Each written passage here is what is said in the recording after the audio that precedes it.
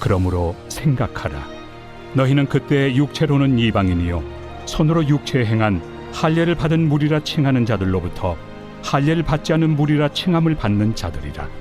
그때 너희는 그리스도 밖에 있었고 이스라엘 나라 밖의 사람이라. 약속의 언약들에 대하여는 외인이요 세상에서 소망이 없고 하나님도 없는 자이더니 이제는 전에 멀리 있던 너희가 그리스도 예수 안에서 그리스도의 피로 가까워졌느니라. 그는 우리의 화평이신지라. 둘로 하나를 만드사 원수된 것 곧 중간에 막힌 담을 자기 육체로 허시고 법조문으로 된 계명의 율법을 폐하셨으니 이는 이 둘로 자기 안에서 한 새 사람을 지어 화평하게 하시고 또 십자가로 이 둘을 한 몸으로 하나님과 화목하게 하려 하심이라. 원수된 것을 십자가로 소멸하시고 또 오셔서 먼 데 있는 너희에게 평안을 전하시고 가까운 데 있는 자들에게 평안을 전하셨으니 이는 그로 말미암아 우리 둘이 한 성령 안에서 아버지께 나아감을 얻게 하려 하심이라. 그러므로 이제부터 너희는 외인도 아니요 나그네도 아니요 오직 성도들과 동일한 시민이요 하나님의 권속이라. 너희는 사도들과 선지자들의 터 위에 세우심을 입은 자라. 그리스도 예수께서 친히 모퉁이 돌이 되셨느니라. 그의 안에서 건물마다 서로 연결하여 주 안에서 성전이 되어가고 너희도 성령 안에서 하나님이 거하실 초소가 되기 위하여 그리스도 예수 안에서 함께 지어져 가느니라. 오늘도 은혜의 자리에 나오신 한 분 한 분 진심으로 환영하고 축복합니다. 하나님의 말씀을 가까이 함이 우리에게 힘이요 복인 줄 믿습니다. 개구리 올챙이적 생각 못한다는 속담이 있습니다. 자신의 못나고 어렵던 시절을 기억하지 못하고 함부로 행동할 때 쓰는 속담이죠.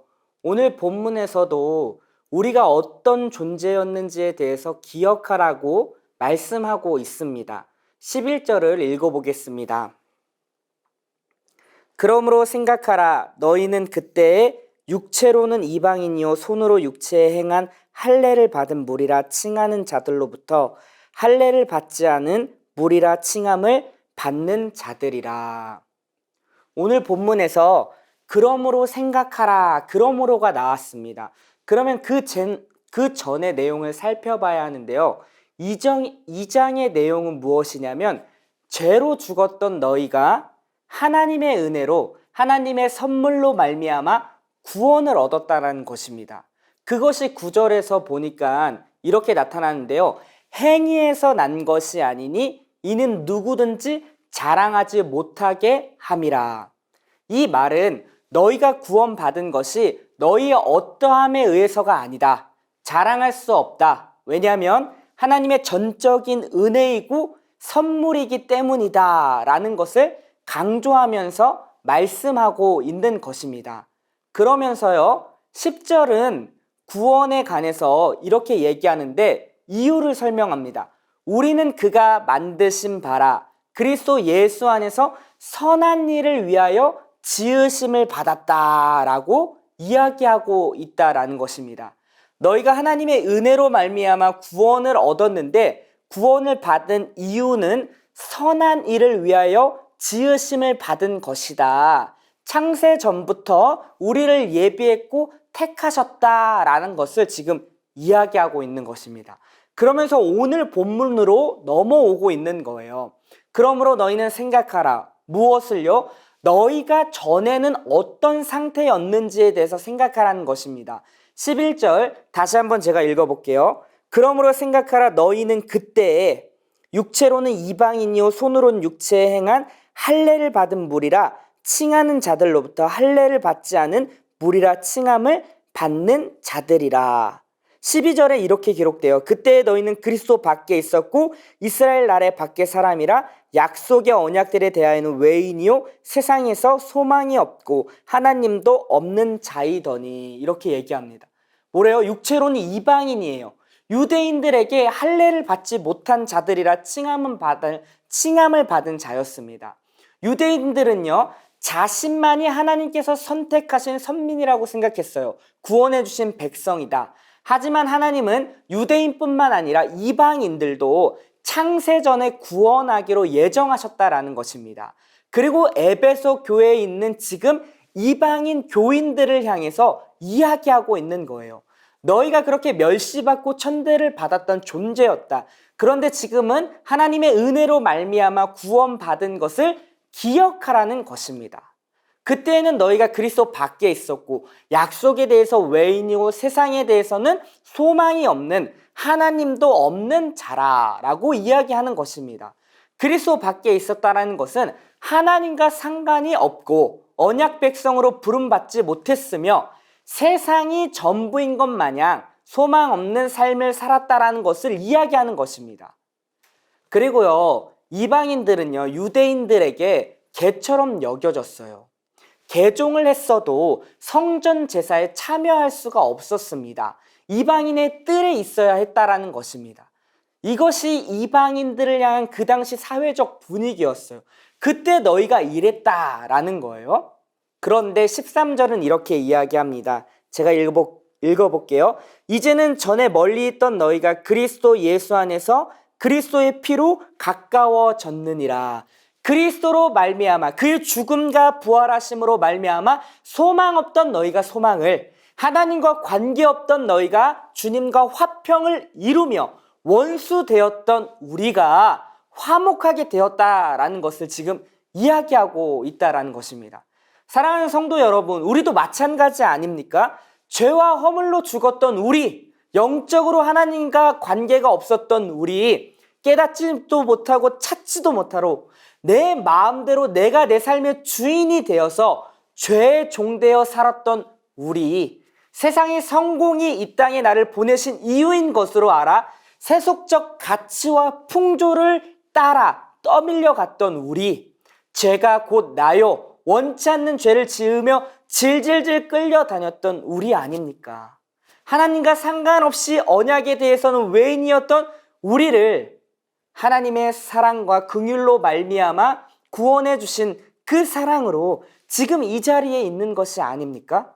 내가 잘나서도 아니요, 나의 어떠함도 아닌 하나님의 전적인 은혜와 그의 작정하심으로 말미암아 지금 이 자리에 우리가 있을 수 있다라는 것입니다. 여러분, 우리가 어떤 존재인지를 깊이 알고 그런 나를 위해서 하나님께서 어떠한 일을 행하신 일을 알면 알수록 우리는 주님을 더욱 겸손하게 바라보게 되는 것입니다. 그 은혜에 감사하며 살아갈 수 있는 것입니다. 내가 어떤 존재인지 깊이 더 알고 그가 행하신 일을 알면 알수록 이 갭이 커지면 커질수록 그가 행하신 그 은혜의 넓이와 깊이는 날로 풍성해진다라는 것입니다. 그러면서 14절 15절에 이렇게 기록하는데요. 그는 우리의 화평이신지라 들로 하나를 만드사 원수된 것 곧 중간에 막힌 담을 자기 육체로 허시고 법조문으로 된 계명의 율법을 폐하셨으니 이는 이 둘로 자기 안에서 한 세 사람을 지어 화평하게 하시고, 예수님께서 우리의 화평이 되셨다라는 거예요. 둘로 하나를 만드셨다. 원수된 것 곧 중간에 담을 허무셨다라는 거예요. 유대인과 이방인은 원수지간이었잖아요. 유대인은 이방인과 철저하게 구분해서 살았고 이방인은 유대인들에게 멸시를 받았습니다. 예루살렘 성전에서는요, 이방인이 들어올 수가 없었어요. 중간에 담이 있었습니다. 그리고 그 담에는 뭐라고 기록되어 있냐면 어떤 이방인도 이 담 안으로 들어오는 것을 금한다. 어기는 자는 사형에 처한다 라고 기록되어 있었습니다. 예수님께서는요, 유대인과 이방인의 중간에 막힌 담을 허셨다라는 거예요.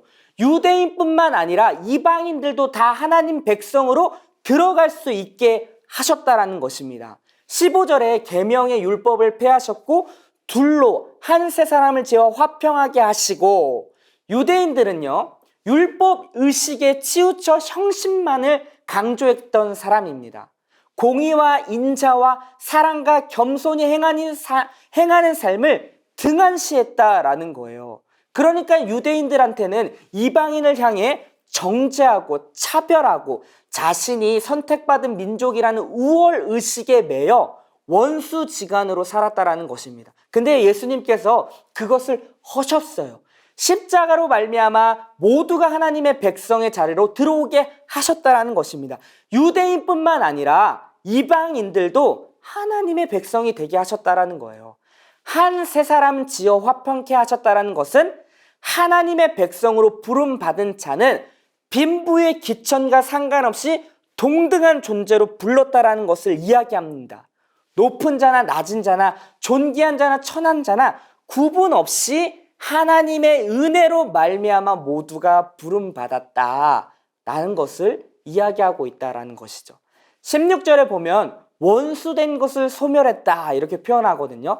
과거의 유대인들과 멀리 있었던 이방인이 그리스도 안에서 수평적인 화평을 이룬 것입니다. 그리고 유대인이 이방인이나 그리스도 안에서 수직적인 화평을 누렸다라는 거예요. 먼저는 이방인과 유대인, 그리고 하나님과의 관계에서 수직적이고 수평적인 화평을 누렸다라는 거죠. 누가 그렇게 하셨다라고요? 예수 그리스도께서 그렇게 하셨다라는 것입니다. 원수되었던 너희를 하나님과 화평케 했고 그리스도 안에서 유대인이나 이방인이나 차별 없이 다 하나님의 백성으로 부름받았다라는 것을 기억하라 이렇게 이야기하는 것이죠. 그러면서 오늘 19절로 넘어오는 거예요. 그러므로 이제부터 너희는 외인도 아니요 나그네도 아니요 오직 성도들과 동일한 시민이요 하나님의 권속이라 이렇게 이야기합니다.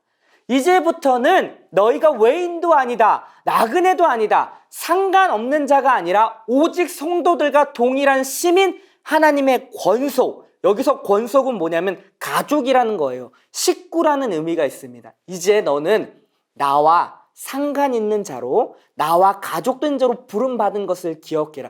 이것이 너희의 정체성이다 라고 이야기하고 있는 것입니다. 그리고 더 나아가 어떻습니까? 그리스도로 예수로 말미암아 연합된 존재가 되었다라는 거예요. 그리고 그에 걸맞은 자로 계속적으로 함께 지어져 가라는 것을 이야기하고 있습니다. 21절, 22절 제가 읽어볼게요. 그의 안에서 건물마다 서로 연결하여 주 안에서 성전이 되어가고 너희도 성령 안에서 하나님이 거하실 처소가 되기 위하여 그리스도 예수 안에서 함께 지어져 가느니라. 예수로 말미암아 연합된 존재가 유기적으로 연결되어서 성전이 되어 하나님이 거하실 처소가 되기 위해 함께 지어져 간다라고 지금 이야기하고 있다는 거예요. 여기서 지어져 간다는 것은 수동태입니다. 우리의 어떠한 힘이 아니라 주의 도우심으로 성령의 능력으로 성령 안에서 함께 이 일이 이루어진다라는 것을 지금 이야기하고 있다는 것입니다. 그러니까 너희가 이제 하나님의 백성이다. 그에 걸맞은 삶으로 이제 지어져 가라 라는 것을 이야기하고 있다라는 것이죠. 말씀을 정리하겠습니다. 개구리 올챙이적 기억 못한다라고 했습니다. 우리가 어떤 존재였는지를 늘 기억해야 된다는 것이죠. 그리고 그런 우리를 위해서 행하신 일을 더 깊이 알아야 합니다. 그리고 현재 우리의 정체성이 뭔지 매일매일 확인하여 그에 걸맞은 삶을 살아갈 때 오늘 성경이 우리에게 요구하고 있는 하나님이 원하시고 기뻐하시는 진정 신자의 삶을 살아갈 수 있다는 것입니다. 원아웃기는 오늘 하루를 살아갈 때에도 이 말씀을 우리 마음판에 새기고 나의 정체성이 무엇인지 바로 알아 그에 걸맞은 삶을 성령 안에서 살아갈 수 있는 우리 모두가 되기를 주님의 이름으로 축원합니다. 우리 같이 한번 기도하겠습니다. 자, 첫 번째 기도 제목입니다. 허물과 죄로 죽어 그리스도 밖에 있고 소망 없던 우리를 구원해 주심에 감사하며 살아가게 하소서. 예수님의 죽음과 부활하심으로 말미암아 나는 하나님의 백성이요 하늘 가족으로 부름받은 자임을 기억하며 살아가게 하소서. 성령의 도움을 구하며 하나님의 백성다운 삶을 살아가는 오늘 하루가 되게 하소서. 우리 이러한 기도 제목을 갖고 함께 기도하겠습니다.